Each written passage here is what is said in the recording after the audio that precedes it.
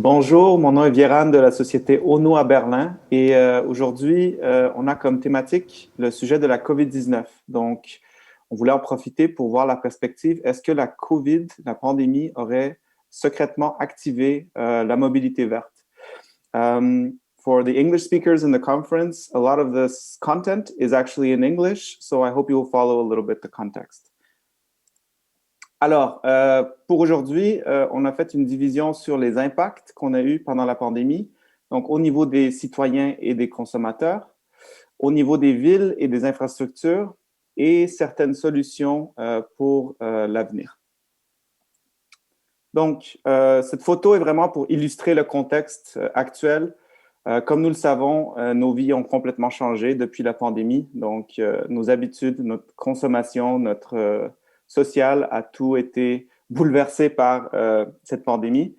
Et en fait, on a eu certaines industries et certains domaines qui ont eu vraiment un changement sur le comportement des gens. Et on l'a vu notamment dans la restauration. Donc, les gens qui ne vont plus au restaurant, ils ont transigé rapidement vers la livraison à domicile de soit des restaurants eux-mêmes ou la préparation par les épiceries.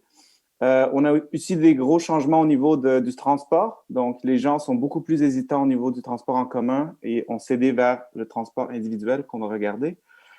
Et au niveau du shopping. Donc, précédemment, on voyait, même si c'était déjà en déclin, le commerce de détail, on a eu des nouvelles industries ou des industries qui ont une forte croissance. On voit ici notre flèche avec Amazon, qui est sa 9e division par importance, Foods, croyez-le ou pas, aurait une croissance de 70 milliards de dollars américains jusqu'à l'année 2023, ce qui est 3 fois son chiffre de 2019.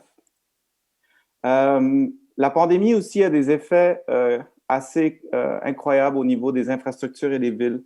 On a eu des villes comme Paris qui ont notamment pris la relève et se sont montrées exemplaires au niveau mondial, ainsi que Berlin et autres.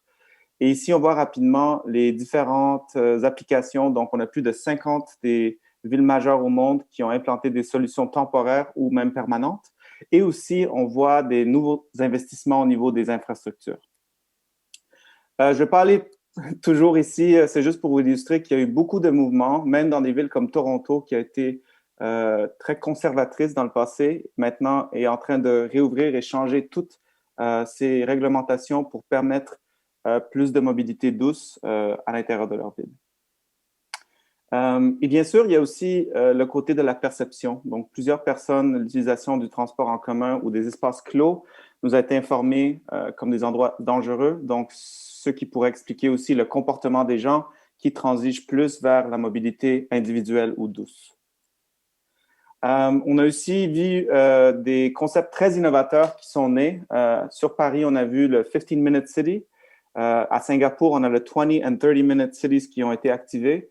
Et en fait, ce concept est vraiment de vivre, travailler, école, commerce, tout à l'intérieur d'un radio de 15 minutes qui peut être fait soit en vélo, marche ou transport en commun, qui est très, très, très encourageant. Aussi, on voit des grandes forces politiques à travers le monde, des villes qui ont implanté des zero emission zones ou même des réglementations complètes pour éliminer les effets de serre et aussi la qualité d'air dans leur ville. Et le dernier élément, si on veut, c'est on a eu un grand changement, une grande pénétration de nouvelles technologies, nouveaux modes de mobilité. Et si on rentre un peu dans l'explication de notre véhicule, donc on voit les moyens traditionnels ici dans cette charte. On a les trottinettes, les vélos, les automobiles. Et nous, ce qu'on a voulu créer, c'est une nouvelle catégorie, une entre-catégorie pour la livraison de marchandises. Donc, on a créé le Ono, un concept en fait modulaire, flexible, qui permet non seulement la livraison de colis, qui était son intention préliminaire, mais aussi des applications secondaires. Et pour créer ce changement au niveau majeur, au niveau de la ville, et ce qu'on vraiment voit dans l'avenir avec d'autres startups ici comme Doct et autres, des gros changements au niveau des infrastructures, des nouveaux types de mobilité, et si tout va bien, des meilleures villes pour l'avenir. Alors, je vous remercie beaucoup. Mon nom est Vieran de Ono et n'hésitez pas à me poser des questions. Merci.